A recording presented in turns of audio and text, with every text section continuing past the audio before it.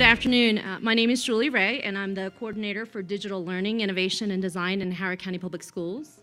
We'll do quick introductions, and then we'll kick in. I'm Joe Allen, the coordinator for Learning Management System, aka Canvas, at Howard County Schools. And I'm Crystal Marshall Krauss, and I'm the resource teacher in digital learning, innovation, and design. So we're super excited to be with you here today, and we thank you for coming to see us at the last session. So we think they saved the best for last. So this should be it. A little bit about us. We are Howard County Public Schools, and here's our profile. We have 76 schools, 41 elementary, 20 middle, 12 high, and 3 education centers.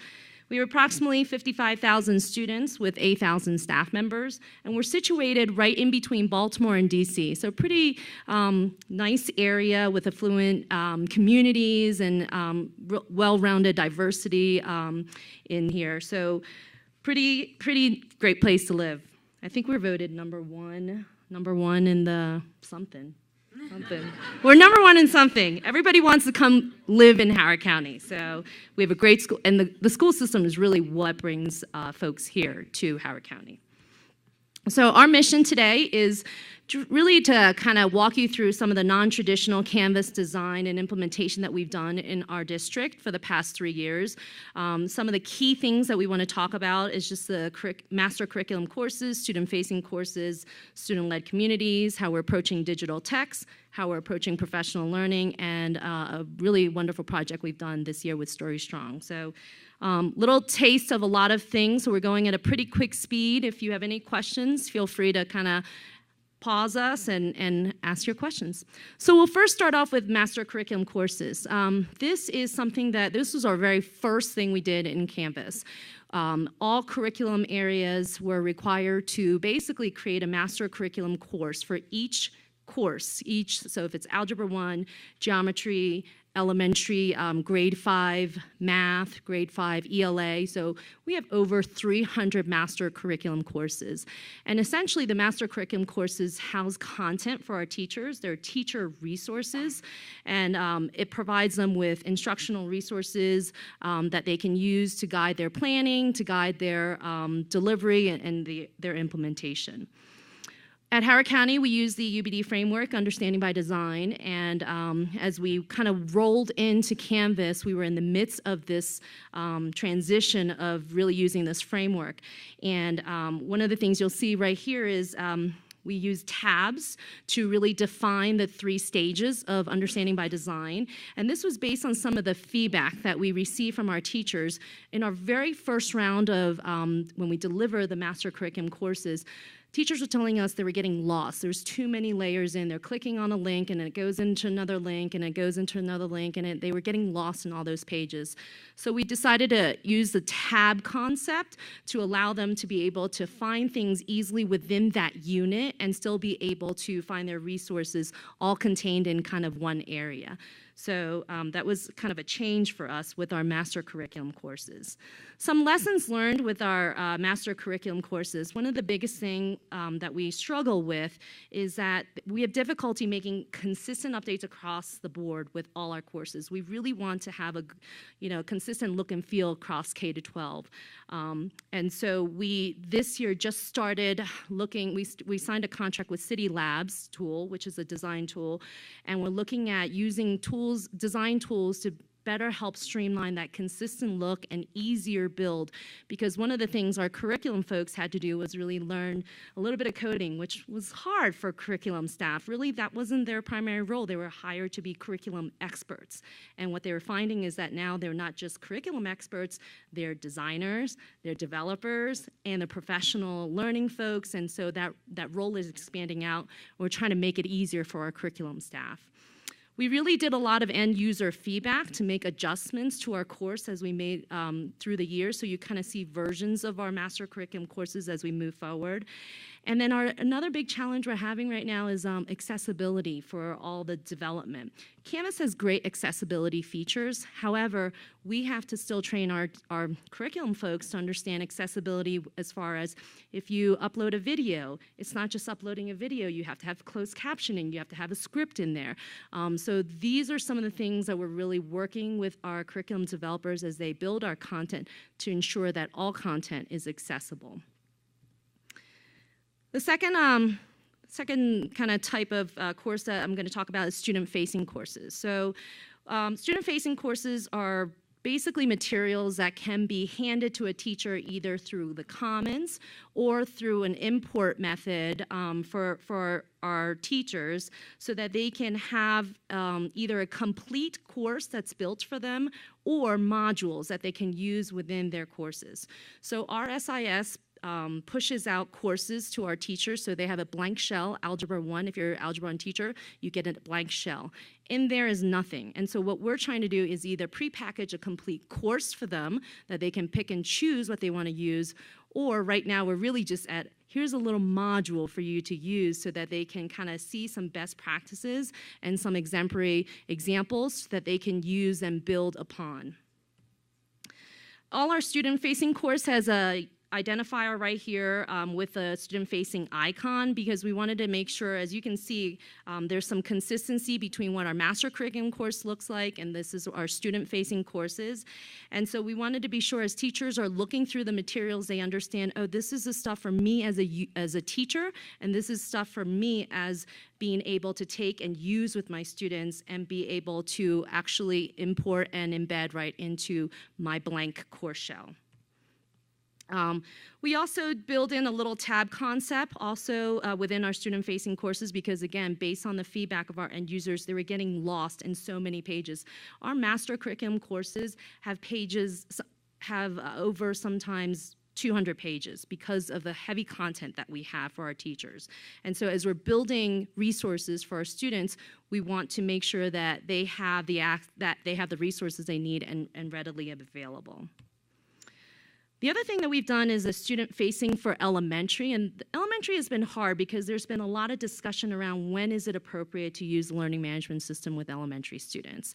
And so we thought this was a pretty neat idea when we talked with our elementary language arts curriculum staff. They wanted to use the quiz feature to build some park-like assessments, tasks to simulate what they might experience. And so what we did was we use, again, that tab concept to allow the students to be able to read a piece of text. And so the first slide you'll see is this is the piece of text they had to read.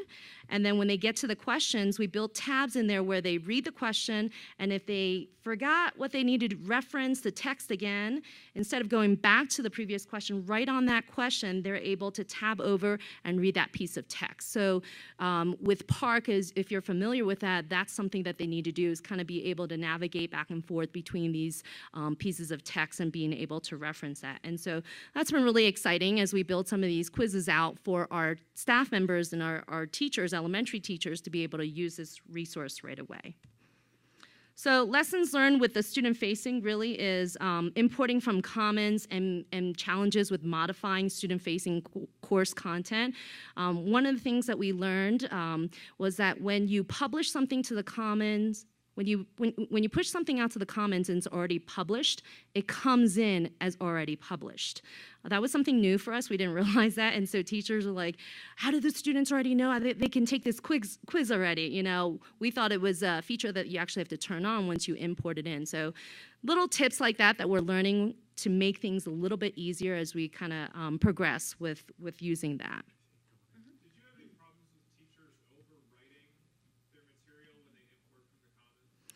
So we did a little bit, but what we tried to talk with the teachers about is this is the content that we've given you. If they want to make modifications, we do allow them to make modifications based on their student groups and what they may need.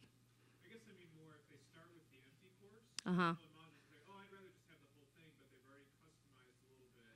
That's a big problem that we've had. Yeah. They'll grab the thing, they're like, where'd my class go? Yeah. So we had that with our teacher home pages that we've created for them. And so when we made a second round of updates, it kind of overwrote some of their content, which was frustrating. So what we've tried to do is kind of say, here's the version 2, make a copy of this or put it in there and make another copy so you don't use it directly.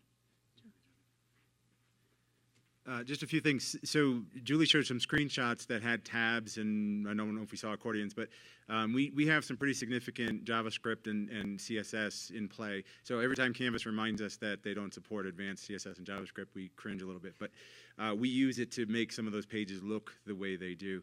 The other thing is, as this dialogue we just had, I think Blueprint courses are going to be a real game changer. She mentioned that we launch about 25,000 blank shells in the end of August, and we've done that for the past 2 years. This year, they may not be blank. We may put some things in there instead. I think that also solves the problem of the overwriting of the course. So we may, for some things, rely less on Commons and more on the Blueprint. So we're not sure what our strategy is going to be just yet, but that's an exciting development. The next project I want to talk about is our digital text. Howard County signed an agreement to participate in Go Open. And essentially what our commitment to Go Open was that we were going to transition from a traditional text to a digital text using open resources. And we selected U.S. history because there is a lot of resources out there that are open and available to us that we can access. Another commitment that we had as part of the Go Open project was really making sure we're providing professional learning to our teachers about how to evaluate materials and really the licensing piece of things. So we talk a lot about Creative Commons so that ultimately we're able to package this and share with everyone. That's hopefully where we're going to be able to go, but at least for this particular project, it's been a year, and we are developing this one U.S. history course that folks would be able to take and use. Our goal is to package it, send it out to Commons, and others will be able to pick it up.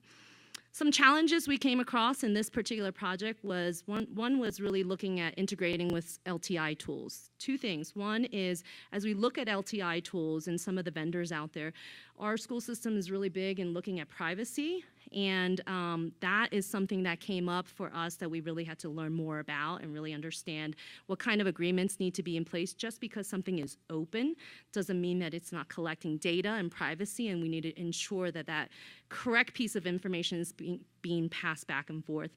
The other challenge we have, specifically with OER Commons, was what we were looking at, was while it had an awesome, great LTI integration and we can pull it in right into the modules and select specific chapters that we wanted to use to build our own digital text, we found that as we export that module out to the Commons and then bring it back into it, let's say an empty shell for the teacher to use, the path was lost somehow, that the teacher had to eventually actually pick, oh, this one is chapter 3 or this one's chapter 4.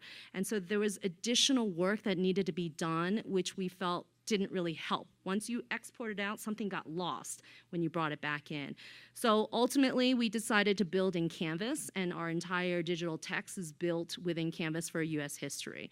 We have the text in there, we have quizzes in there, we have some assignments in there, really trying to provide our teachers with open resources specifically for this course. We also, if you notice, it looks a little different than some of our other, what I showed you earlier with the student-facing and master curriculum course.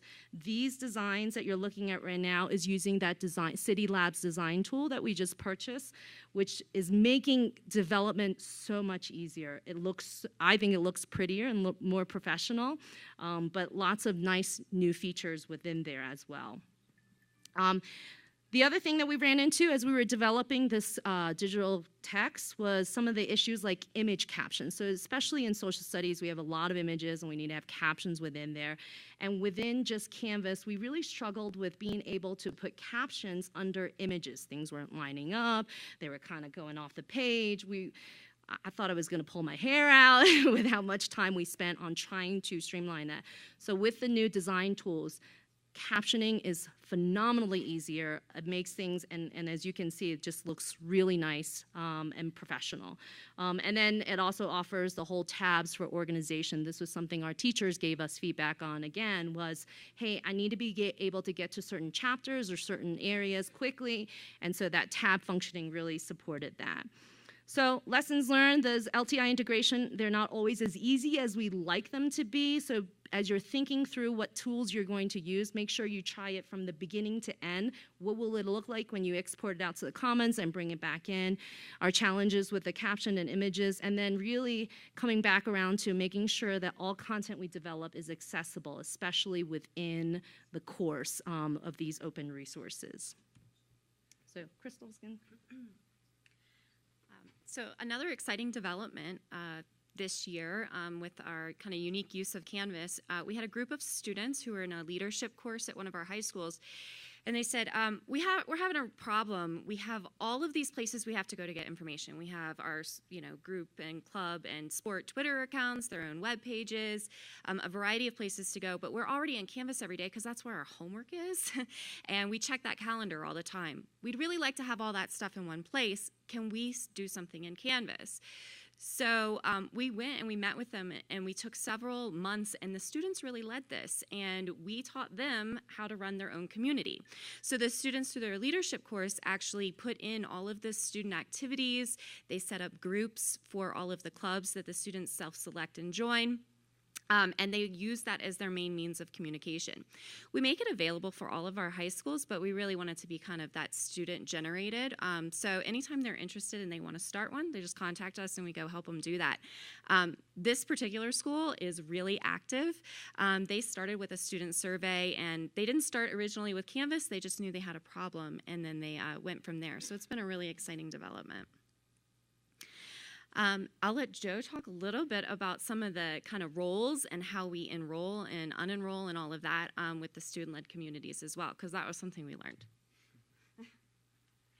So when they came and said we want to try to do this, the first thing was, all right, well, how do you make a student a teacher? How can you let them develop things? Because students don't have usually permissions to do that. So I had to figure that out. We also have some icons that pop up if you are a teacher. They're rule-driven, so we didn't want the students to see teacher stuff. We might give, we do give teachers things that obviously students shouldn't see. So I just played around with the rules, and we actually figured out, oddly enough, that Observer can do certain things on pages. So the actual teachers at that school build, I think they build the groups and they build a couple other structures, but then the kids with this modified, we call it student leader role, which is really based on Observer, they can author the pages and change the pages from there. So I think there's somewhere around 30 or 40 of them out of like a population of about 1,300 kids at that school who do the authoring and throughout. The other thing that Crystal mentioned is getting the kids in. So like with your everyday Canvas class, the SIS feeds over the roster and it keeps it updated throughout the year. This is a little bit of a special case because we wanted to feed over the whole school.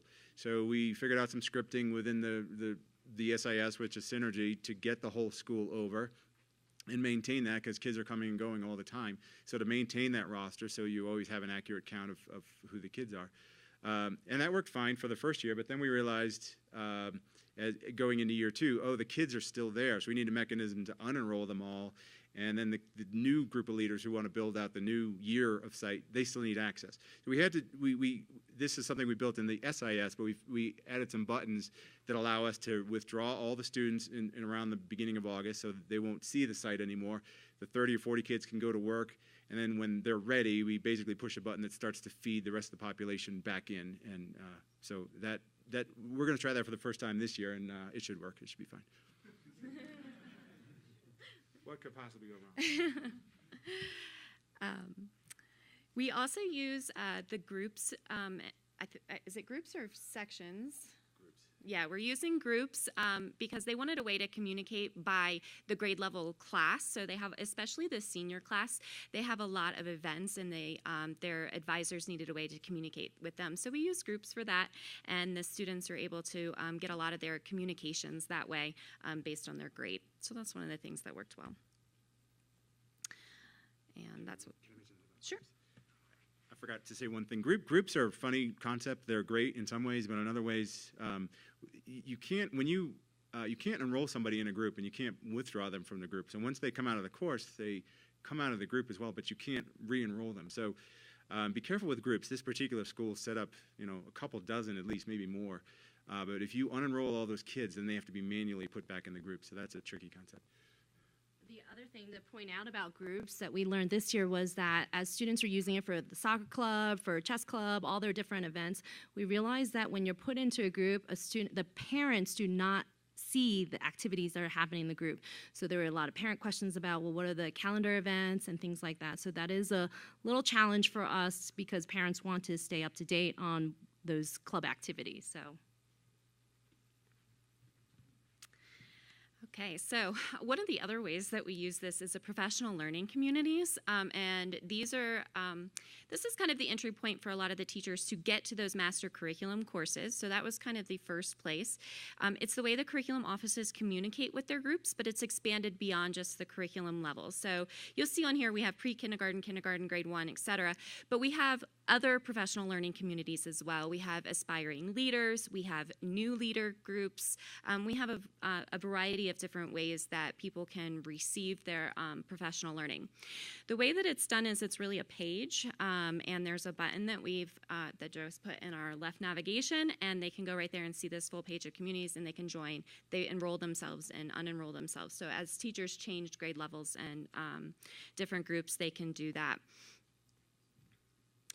One of the ways that our digital learning offices approaches the professional learning communities is kind of twofold. One, all of our professional learning, we really push into Canvas. So no matter what teachers are learning about, there's a presence in Canvas.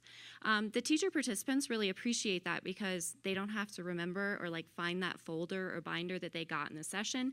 It's all in one place and it stays on their list of courses. A drawback to that is that they have a lot of courses, so they really have to kind of manage their dashboard a little bit. The other kind of side of that is that we offer our own professional learning about Canvas, and there's a couple of different ways. One of those is we offer summer learning series that are free workshops for teachers. They can receive hours towards their certification requirements that way. We went this year with a taste of learning theme. So there were a variety of different options. So we kind of looked at appetizers as small samples. One of the things we heard from a lot of teachers, I just want to see what other teachers are doing. I just need some ideas. So we spend a lot of time with teachers just sharing what they do, and we have a facilitator who kind of runs through that. So we'll do different themes. A lot of teachers want to see how do we do project-based learning and kind of base that in Canvas. So that was one example that was really popular this summer.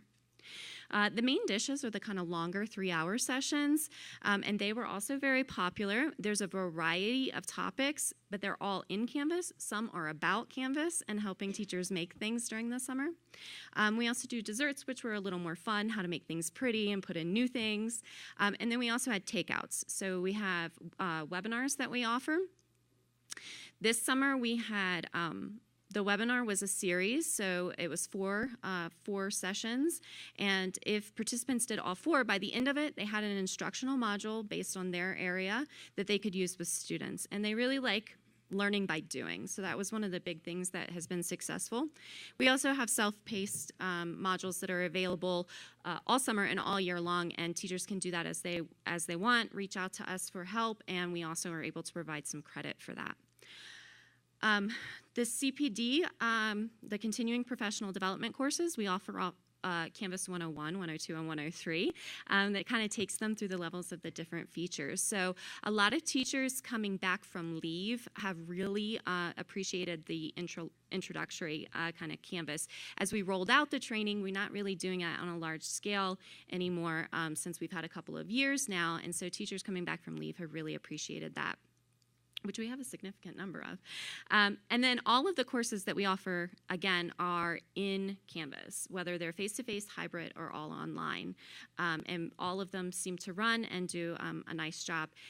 We also, one of the courses we offer is a variety of innovation topics, and but the end product is that the participants build a module for use with students. So we're trying to kind of hit it from a couple of angles. The third thing that we've done that we've found pretty successful is to develop more cohorts. So one that we started this summer, and we weren't anticipating it being a cohort, and now it's become one, is the digital leaders cohort. So we had a group of assistant principals and principals who wanted to learn more and how they can kind of drive some of that, improving the instructional use of Canvas in their schools, and they want to continue meeting. So it's been something that's been asked, that they want more sustain in having that group, that small group, and building those relationships. So it's been a combination of things that we've learned as we went along. Okay. The next one is our school communities. So each school campus has their own community in Canvas. And this is where they do their school-based professional learning and where they have all of their resources. And this has been, I would say, a wide range of use at the different schools, but it does provide a place for them to communicate. One of the best things that we hear that teachers really enjoy is they just get a weekly announcement letter in their Canvas from their principal. And so that's been something that's been able to encourage some of the teachers who weren't very comfortable to play around and be a participant in their school community, and that's helped a lot. The discussion boards are another area that they really enjoy, being able to share resources, ask questions, and some principals even give their teachers assignments, and then they go through and leave them feedback. So it's been an interesting use of that. One of the things that we are starting to shift more to is providing those modules that principals can then bring in and use with their teachers or whoever's doing the professional learning in their schools, so they can have more site-based learning. One of the things we're doing with that is, as a school, we've had as a system, we've had progressive expectations for the first 2 years of what teachers should be doing in Canvas. So anything from like just having the homepage and having your information up there along with your digital tools and privacy information. We also now extended that the second year to having their assignments in ahead of time, using some of the announcement features and those sorts of things. Going into our third year, everybody's in a different place. So we took a different approach, and we call that our Canvas Teacher Growth Plan. We really wanted to think about the 3 gears as kind of changing how we approach the professional learning. So we spent a lot of time with the Learn to Use Canvas. We stole this from the ISTE standards, by the way. The learning to use Canvas, and then using Canvas to learn and switching into that, and then transforming that learning with Canvas. And you don't go from one gear to the other and never go back. And so we wanted teachers to understand that. You might use Canvas to learn with your kids. You might transform some learning with Canvas, but you might have to go back and learn some new features as they come out. And that's kind of how we're seeing things. We wanted them to be able to personalize it a little bit more. So instead of giving every teacher the same expectations of how to use Canvas, they're going to be asked to set their own growth goal for the year. One goal meeting 3 times, once to set the goal, the second one to kind of check in, and then the third one to just see how they did. So we're hoping to see a wide variety of ways that they can do that. One of the big things that came out of this, and as Julie mentioned, we definitely struggled with elementary schools and knowing what's appropriate. And after talking to a lot of different groups of teachers, not the least of which was the Canvas point of contacts, our POC groups. Each school had at least one, up to 4 POCs, some of them. And they wanted to know, what should we be doing? And instead of saying, what should you be doing, we were thinking, well, what do we need the kids to be able to do? So we switched that over to a student skills checklist. So we did that by grade level, and what we kind of thought was a good suggestion for the students. So a student in kindergarten probably not doing everything in Canvas, but they could launch our kind of splash page where they can access all of the tools, and they can learn how to type in their name and type in their password. So you can see that as it goes on, the application, that green area, by 12th grade, we really want them to be able to kind of navigate that, to go into any college or any kind of learning environment and be able to figure it out and know what the different parts are and how that works. And the teachers have found this really helpful. So this is kind of the starting point for them to set their goal. Not every second grade teacher needs to learn every aspect, but they should be able to help their kids get in and see what they need to see.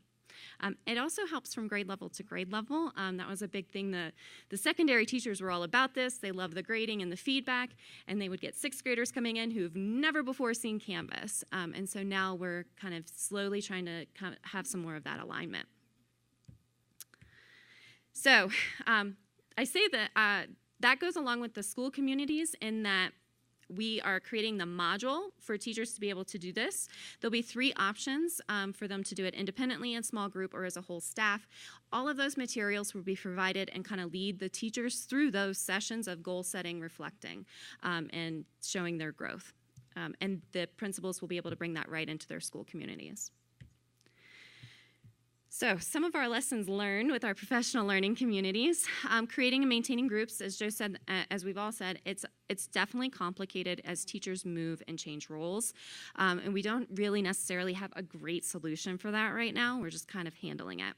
The archiving of announcements, a lot of communities use a lot of announcements. You don't want to lose those from year to year, but you also don't want that huge long list. So we're still looking at how to handle that.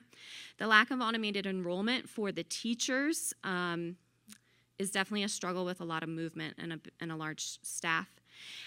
And the personalized with multiple pathways. So that's something that's been really enjoyed by the teachers, to be able to kind of go whichever way they need to go and pick what they want. And I'm going to end on our best project. This is a really exciting opportunity for Julie and I. We work in curriculum. It's where we originally exist. And we had a problem. We had some recommendations from our diversity and inclusion committee that our curriculum needed some improvements. And one of the suggestions was to allow for more student voice. I'm sure we've all heard that, and we know that that's something we want more students to have more of a say in their own learning. So we came up with this idea we called Story Strong, and we partnered with the secondary English department and created a unit where students are able to go through and within 9th grade English, complete this unit and tell their story. They produce multimedia, and we have a whole website platform. We have a ton of things. Our side of the curriculum side in Canvas is that we made all of the student modules, 3 student modules for the 3 sections, a full unit framework for the teachers to look at. We also included the professional learning, so we took a full day professional learning to roll this out. Every school will have a representative in 9th grade do this. We started with a small pilot of 4 schools with 9th grade teachers, and we have the professional learning all in one place, and then the feedback option, so they're able to give us continuous feedback. One of the great things about it is that we made a lot of options. So the teachers bring in the whole unit, and then they pick and choose how they want to do it with their class. And they still do modify some of it, and that's totally awesome. We love seeing the different kind of ways that they do that. But a big thing, the teachers love to use Canvas, and they felt like they didn't have a lot of time to transfer their things over and to do it well and to do it so that it looked nice. So having this package provided to them, we got such great positive feedback. We now have people contacting us all the time. I want to do Story Strong. Why is it only 9th grade? We had teachers say, hey, I want to take Story Strong. So we actually started a Story Strong continuing professional development class that teachers can write their own story. And it's kind of grown from there. It's going to go into a variety of different curriculum, same type of idea, where we're really kind of packaging this thing, but in a variety of ways so that teachers can customize it. It's kind of that balance for us to get good quality things out there, address some of the kind of larger systemic needs of encouraging more student voice, and using Canvas to deliver that. Again, the best thing they liked is the options.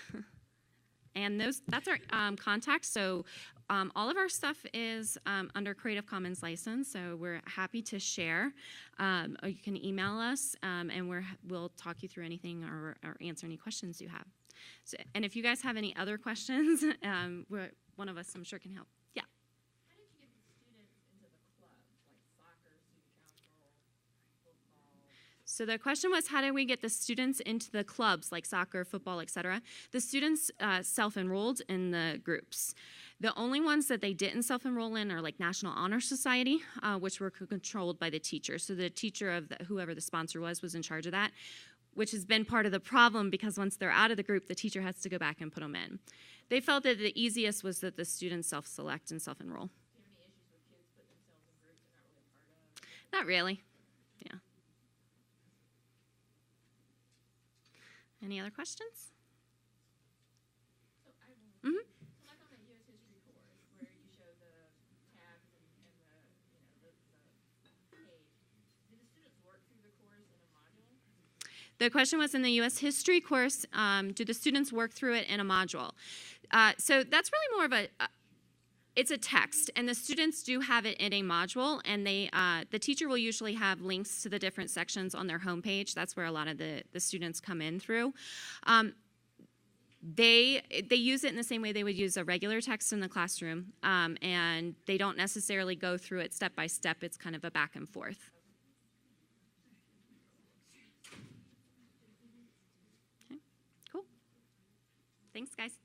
very much.